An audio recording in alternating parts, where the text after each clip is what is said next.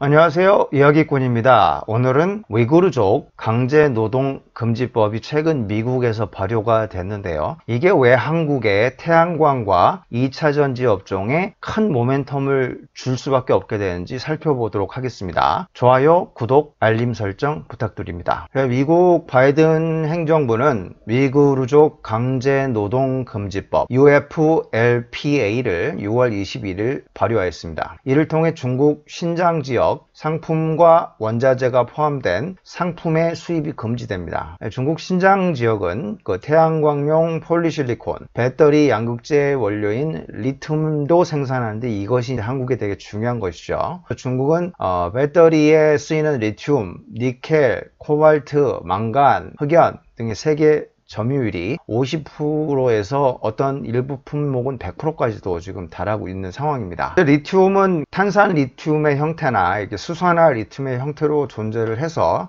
산업에서 사용이 됩니다. 신장산 리튬은 대부분 저가 좀 조악한 탄산 리튬인데요. 보통 공업용으로 쓰이거나 LFP 배터리에 많이 씁니다. LFP는 이제 중국 업체들이 많이 쓰는 거죠. 하지만 한국 배터리 3사가 주력인 하이니켈 배터리는 주로 수산화 리튬을 씁니다. 위구르족 강제노동 금지법은 LFP를 생산하는 중국 2차전지 관련된 양극재 업체에 피해를 직격으로 주게 돼 있어요. 물론 한국 배터리 3사 및 공급 업체들도 중국산을 일부 쓰기는 합니다. 하지만 칠레, 브라질, 호주 등으로 원자재 공급망을 다변화하고 있고 미국에 전격적으로 합작법인들을 세우고 있죠. 미국에도 아칸소 주역의 남쪽에 이제 리튬이 많이 생산이 됩니다. 그쪽에서 또 조달을 받을 수 있습니다. 중국은 신장산 리튬을 쓸 수밖에 없는 상황이고 특히 LFP 배터리는 많이 쓰이는데 그렇게 LFP 배터리에 신장산 리튬이 들어가게 되면 그거를 장착한 중국 전기차는 미국의 수입 자체가 불가능해져요. 아무리 테슬라라 할지라도 중국 내에서 중국 LFP를 장착한 모델 Y는 미국에 수입되지 못한다는 얘기가 됩니다. 테슬라가 LFP 배터리를 강력하게 밀면서 중저가 쪽 원가를 많이 낮추고 있는데 미국에 수출을 할 수 없다면 미국 공장에서만 만든 걸 써야 되는데 생산 믹스에 대해서 고민이 많을 겁니다. 결국 테슬라가 LFP 배터리를 장착한 전기차 생산 비중을 낮출 가능성이 있어요. 중국 하이니켈 배터리는 어떠냐? 한국 배터리 3사 대비 경쟁력이 떨어집니다. 지금 문제는 LFP 배터리가 마켓쉐어를 점점 늘려왔던 게 한국 배터리 3사에게 굉장히 위협적이었는데 이번 위구르 강제노동 금지법이 PE의 확장을 저지할 가능성이 큽니다. 현재 미국 전기차 침투율은 올해 10% 정도를 넘게 되고 2025년까지 20%를 넘게 되는 등 굉장히 고속 성장을 할 것으로 예상되는데 중국이 미국 시장에 진출을 못하게 되는 거죠.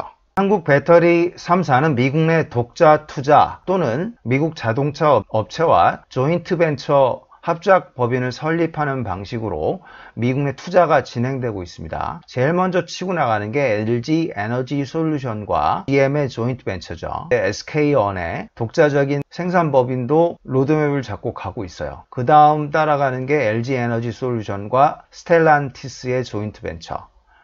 삼성 SDDI는 발표를 하지 않기 때문에 예상을 할 수 없지만 대략 LG 에너지 솔루션의 스텔란티스 조인트 벤처와 유사한 수준이라고 생각이 됩니다. 이렇게 한국은 지금 미국 내 투자가 활발하게 진행되고 있으며 미국 내에서 전기차 비중이 올라가는 거에 과실을 완전히 누릴 가능성이 큰데 중국은 전혀 진출을 못할 예정인 거죠. 전통적으로 LFP가 강점을 가졌던 부분은 원가가 쌌던 부분인데 현재 원가가 크게 줄어들고 있어요. 자, 니켈 가격을 보면 재작년부터 서서히 상승하다가 우크라이나 전쟁이 터지 직전에 급등을 하다가 우크라이나 전쟁이 어느 정도 진행되면서 지금 급락을 하고 있어요. 그래서 앞으로 어떻게 될지는 모르겠지만 최소한 니켈 가격의 급등세는 마무리된 것 같아요. 대신 리튬 가격이 작년 하반기부터 급등을 하고 있습니다. 그래서 리튬은 급등하고 니켈은 하락하고 있는데, 이 리튬은 LFP에서 굉장히 많이 써요. 하이니켈보다 무려 5배를 씁니다. 왜냐하면 탄산 리튬으로 전환하면서 쓰기 때문에. 그런데 이 LFP가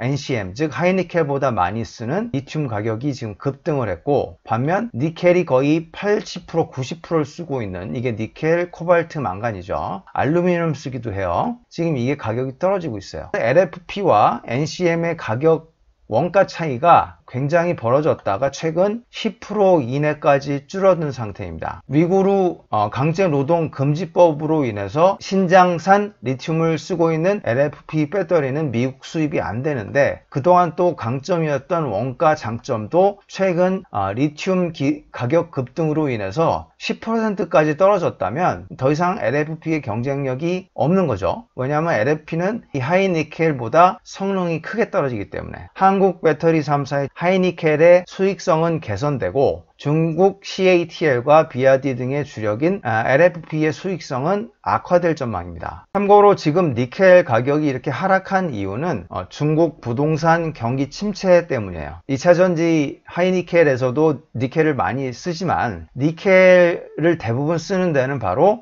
건설입니다. 건설 중에서도 중국 건설이 많이 쓰는데, 왜냐하면 니켈 수요의 70%를 차지하는 스테인레스 스틸 강판을 건설 현장에서 많이 쓰기 때문이에요. 근데 지금 중국 부동산 경기 침체로 인해서 건설을 하지 않다 보니까 니켈 가격이 떨어진 겁니다. 이 SK-on은 NCM9이라는 걸 쓰는데 니켈이 90%나 돼요. LG에너지는 NCMA, 그래서 다 씁니다. 니켈, 코발트, 망간, 알루미늄을 다 쓰는데 니켈 함량이 85%에서 90% 정도 돼요. 삼성 SDI는 특이하게 젠5라 그래서 NCA를 씁니다. 니켈, 코발트, 알루미늄 이렇게 쓰는데 니켈 함량이 역시 88%. 가격이 떨어지고 있는 니켈을 많이 쓰는 게 하이니켈, 한국 배터리 3사 주력이기 때문에 LFP 대비 원가 경쟁력이 점점 좋아지고 있습니다. 태양광은 지금 수혜가 더 많이 갑니다. 왜냐하면 중국 폴리실리콘이 세계 점유율이 63% 정도 돼요. 신장산 폴리실리콘이 40%나 차지합니다. 만약에 신장산 폴리실리콘을 사용하지 않는다면 중국의 세계 점유율은 크게 떨어질 수밖에 없어요. 특히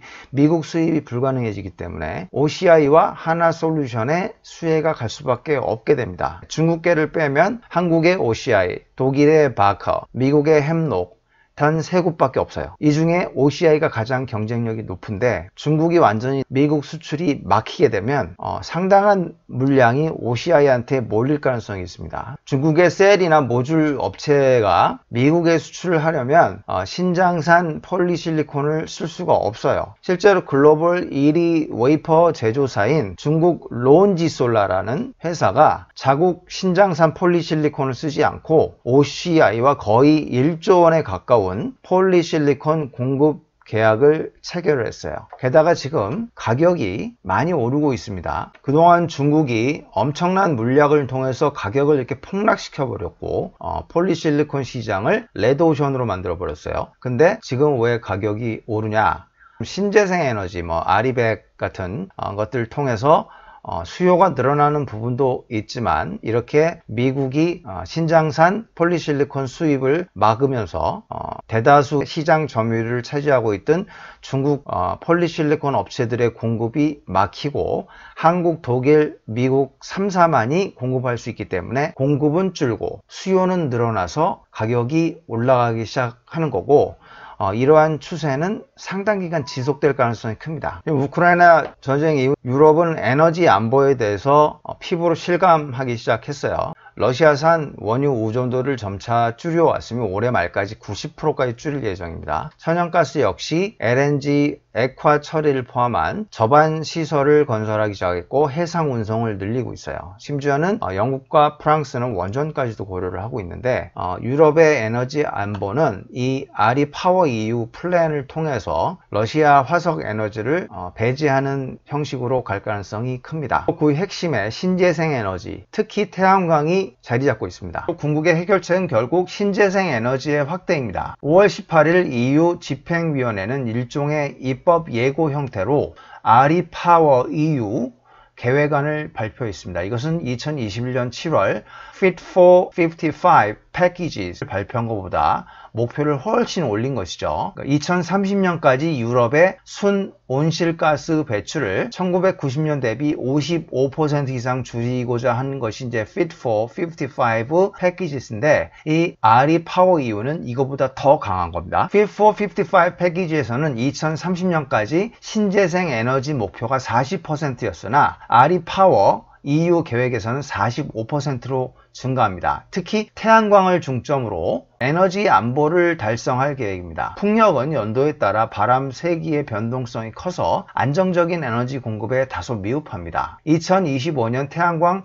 발전 용량을 2020년 대비 2배 늘리고 2030년까지 또 2025년 대비 2배 늘릴 예정입니다. 오늘은 위구르족 강제노동 금지법이 왜 한국 태양광 업종과 2차전지 업종에 큰 모멘텀이 되는지 살펴보았습니다. 지금은 코스피가 굉장히 좋지 않습니다. 투매도 일어났고 상당히 투자 심리도 훼손된 상태인데, 향후 다시 증시가 좋아지면 이러한 태양광과 2차전지가 다시 주도 업종으로 등장할 가능성이 큽니다. 물론 이런 내용들은 이제 투자 권유의 목적이 아니고 투자에 참고할 수 있는 정보 제공만을 목적으로 하니 투자는 본인의 판단 하에 결정을 해주시기 바랍니다. 감사합니다.